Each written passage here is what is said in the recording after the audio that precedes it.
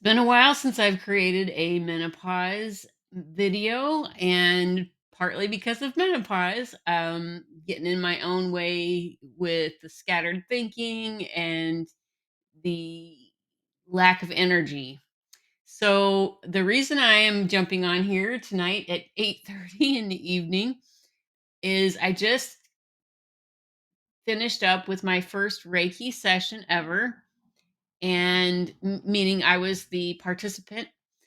And let me share about that experience and how that ties in with menopause.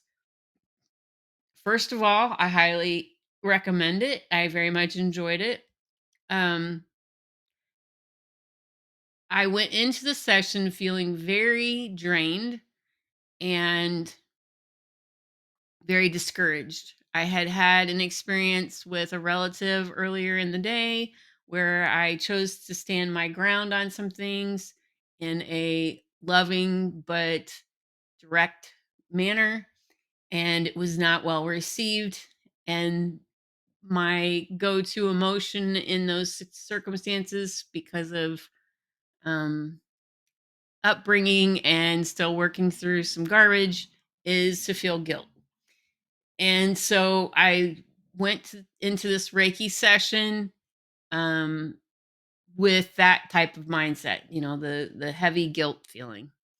And I was feeling really drained. Honestly, I didn't even want to go. I was that tired. I was like, okay, I promised this person I would show up. I'm going to show up. And I'm really interested in this Reiki.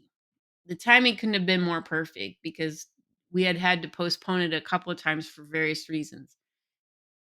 Synchronicity for sure that it happened on this day. So, um, I get there, I share with her. She's like, "Do you notice anything in your body that, is going on?" I said, "Well, actually, let me share an emotional event that happened today." Now, in keeping with the idea that emotions are energy, um, and we know this both from a biological and chemical standpoint, but also from a physics standpoint. Dr. Candace Pert shares more on that. I encourage you to look up an article she wrote by, it's called Molecules of Emotion. And she's got a science degree and deals in pharmacology, actually. Um, Very interesting article on how emotions actually are a vibration. So I'm feeling very drained, and I share my story of what took place. My Reiki master level practitioner by the name of Danny um, starts explaining to me some things about chakras or energy centers, which even in Western medicine we call it the endocrinology system. You've got these energy centers throughout the body. And regardless of what your spiritual beliefs are, um, this is a known and accepted fact, just different names for it and different understandings of how it applies. So she's working on my chakras, and she's asking me, y- which ones do I think are going to be open or closed, and the ones that I suspected would be impacted were, and then some others as well. And she proceeds with the session. I got a lot out of it. There's a little bit of a hypnotic experience to it, but not in a somebody's trying to control you kind of way. There's never any of that. Um, and she used crystals in addition. I'm not sure if that's common to every Reiki master, probably not. Um, and she used affirmations. Um,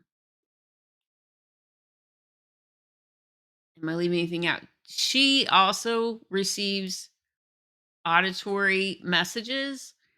Um, Related to your particular person. Um, and she shared those with me, and they were quite powerful.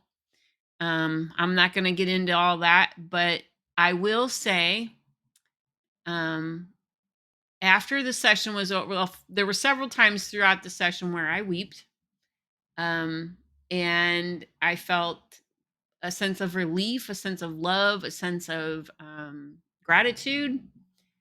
And afterwards, um, I laid there for a while, just kind of resting and noticing some things. Um, we talked a bit more. She shared some more thoughts. Um, read an oracle card that was also very fitting for my spiritual growth right now. But the remarkable part that I am excited to share that relates to menopause. So a lot of times during menopause, well, let me back up. In By the end of the session, and after, I rested for a little bit, I drank some water. I was very animated and energetic and excited and passionate, um, about what I was speaking about and the spiritual stuff. And I was just very much more alive than when I walked in there.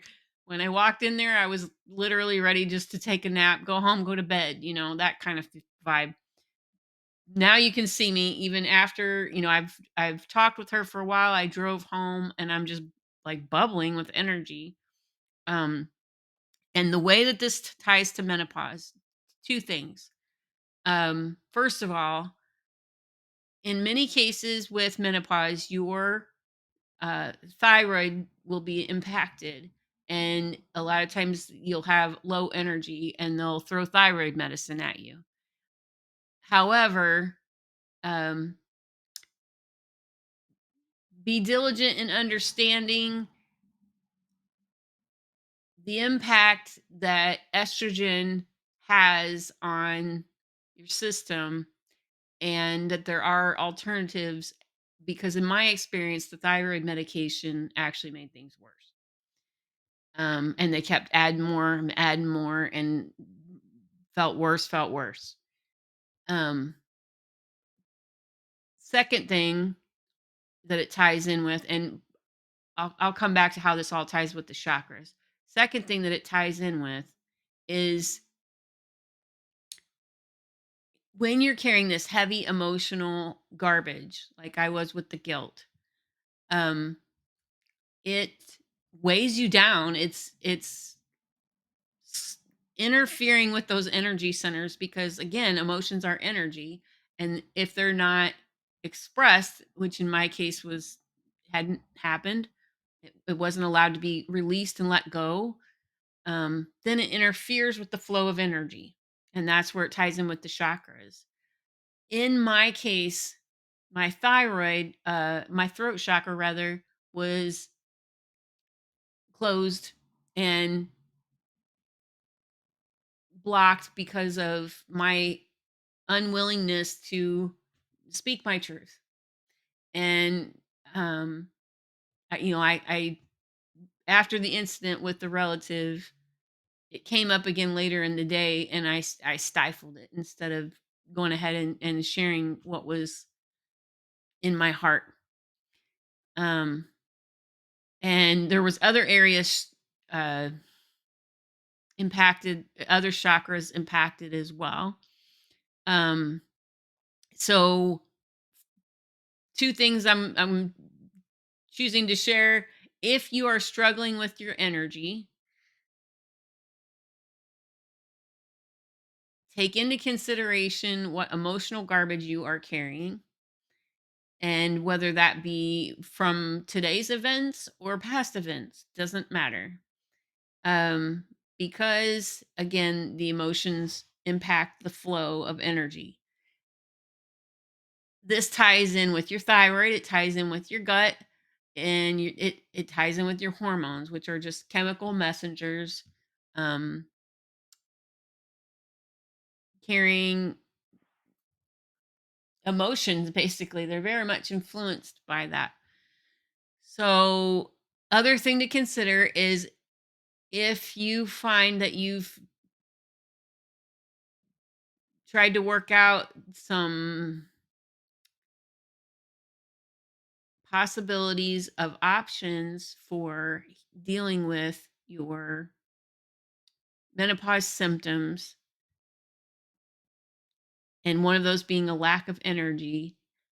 Consider Reiki, but be open and be honest. And whatever emotional garbage you think you might be carrying, you're probably carrying more than that.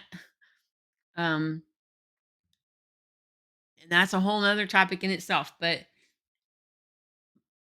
my point and encouragement in sharing this message this evening is to make to create more awareness around the importance of the emotional energy that we carry within us and how that affects our menopause symptoms, and to consider alternative forms of handling that situation. So I hope this has been helpful. Um, I won't promise to be more consistent because I'm not sure if that'll happen. But when I'm excited to share a message, I will. So reach out if you have any comments or experiences related to Reiki or questions about menopause. I'm all about research. I love being my own guinea pig.